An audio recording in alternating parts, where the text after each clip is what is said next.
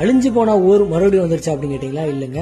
மதுரை மாவட்டத்துல அத்திப்பட்டின்னு ஒரு ஊர் இருக்கு. அத்திப்பட்டின்னு சொன்னோடனே சில பேர் பாத்தீங்கன்னா அது அழிஞ்சு போச்சு அப்படிலாம் சொல்லுவாங்க. இது வேற அத்திப்பட்டி. மதுரை மாவட்டத்துல பேரையூர் தாலுகால பாத்தீங்கன்னா அத்திப்பட்டின்ற கிராமம் இன்னும் இருந்துட்டு இருக்கு. இங்க ஃபேமஸான கோவில் பாத்தீங்கன்னா ஒரு மாரியம்மன் கோவில் இருக்கு. அந்த கோவில் தான் இப்போ நாங்க வந்திருக்கோம். வர்றப்போ பாத்தீங்கன்னா சரியான கூட்டம்.